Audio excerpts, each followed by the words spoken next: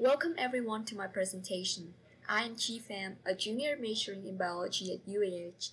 In this presentation, I'll walk you through our investigation of the tnaC gene's role in the universal expression regulation of RF2-Dependent Regulons in Escherichia coli. This is the overview of my poster. 5 sections included here are the project overview, a brief description of my project, methods, how experiments are planned to test the hypothesis, results, what we have observed and what we expect to see, future plans, upcoming tasks for a project, and acknowledgements. Escherichia coli, also known as E. coli, is a gram-negative bacterial species that is commonly found in the gut flora of human beings and animals in general.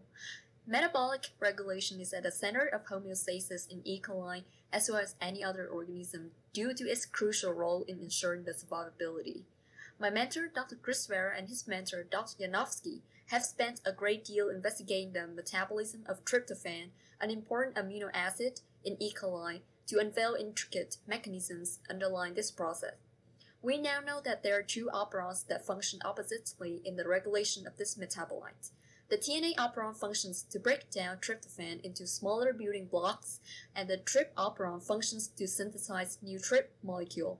Their expression is tied strictly to the presence of tryptophan in the environment. The tnaC operon is regulated by a process known as attenuation. tnaC, a gene encodes for a leader peptide tnaC, acts as a sensor which responds to the concentration level of tryptophan in the environment.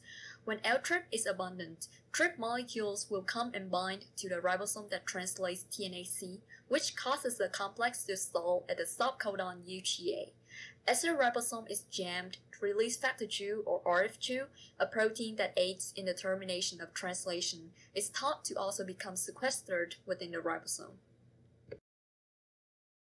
On the other hand, in the tryp operon, the tryp-B and A genes, which are expressed as subunits of tryptophan synthase, the enzyme that synthesizes tryptophan, are regulated in a way such that tryp-A gene's translation is initiated only after tryp-B's translation is properly terminated. A Yale professor and her colleagues published a paper investigating this and showed that tryp-B and A genes share an overlapping segment which contains tryp-B stop codon and tryp-A start codon, binding their expression together. Tryp-B stop codon dictates that the termination of translation is mediated by RF2, which is in turn hypothesized to be sequestered within the tnaC ribosome complex during the regulation of the tnaC operon. The relevance between the 2 operons' functions and their regulation mechanism has led us to hypothesize that the attenuation mechanism of the tnaC operon, which functions in the breakdown of tryptophan, will lead to the sequestering of the protein release factor 2 at a stalled tnaC ribosome complex in the presence of high tryptophan concentration. This will cause a depletion of RF2 in the cellular environment, resulting in a decreased translation rate of the tryp-B and A genes as well as their protein products. So, to test this hypothesis, we devised a plan that allows us to examine both the transcriptional and the translational level of gene expression. To investigate the first part, we need to look into the change in the amounts of transcripts or mRNA produced by cells in different conditions. And in the second investigation, the objective is to determine the change in the protein products. As we examine the effect at the transcriptional level, we have to first extract RNA from cells that were cultured in 2 different conditions, with tryp concentration of 100 microgram per milliliter and without tryp. The extracted solution is washed and treated with DNase, an enzyme that degrades DNA sequences to eliminate contamination. Then we perform RT-PCR to convert mRNA into cDNA to amplify the products and facilitate the result visualization. When we run this on a gel, we expect to see a difference in the bands of interested mRNAs from different cell cultures. Using tnaC mRNA as a control, as we know how it behaves in certain conditions, we can relatively compare the expression of tryp-B-A. If tnaC mRNA is expressed, we expect that there will be RF2 sequestered within the ribosome, which may then lead to a change in the expression of tryp-B-A mRNA. However, when we performed this experiment, we first observed that there was apparently no difference in the expression of TrpBA genes with and without TRP.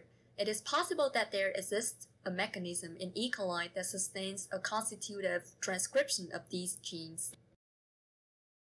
To check the regulation at the translational level, we employ a new gene construct that helps facilitate the visualization of the results. We decided to fuse TrpA sequence with a luciferase protein sequence so that every time TrpA is expressed, we can also see fluorescence produced. Then we employed polymerase chain reaction to amplify the amount of copies of our genes as well to flank them with appropriate restriction sites to prepare for the next step, gene cloning and transformation. In this process, we utilize a proper vector, plasmid PTR47M4, which has the luciferase gene, to carry out gene construct, and this plasmid is then transformed into Compton cells. To prove that there is indeed a difference in the amount of protein translated from our genes of interest in different TRP conditions, we'll culture the transformed cells in media with varying concentrations of TRP stable analog, 1-methyl-L-TRP, which is not metabolized by the bacteria. As bacteria grow to a certain point, we'll quantify the amount of fluorescence produced. It is predicted that the higher the amount of 1-methyl-L-TRP that we use, the lower the intensity of fluorescence will be produced. To explain this, I have included a diagram here to illustrate the hypothetical process. 1-methyl-L-TRP, when present, would bind the ribosome translating tnaC, which in turn results in the sequestration of RF2. This would lead to a depletion of the pool of free RF2 and slow down the translation termination of TrpB, since the process is dependent on RF2. TrpA and LuxA consequently would not be translated, thus less TrpA as well as fluorescence would be produced. If this experiment can prove our hypothesis, we can extend it to test other genes which share the same characteristic of TrpBA system, the overlapping sequence specifically. The findings of this experiment can help cast light on our understandings of another homeostatic regulation mechanism in bacteria, which can be leveraged for controlling their growth more efficiently in the future. I want to send my sincerest thanks to Mohamed and other members in Professor Cruz-Vera's lab for their helpful guidance on the experiments. Special thanks to Mr. Cook and UAH Honors College for funding the project. Here are the references for my presentation. Thank you for your listening.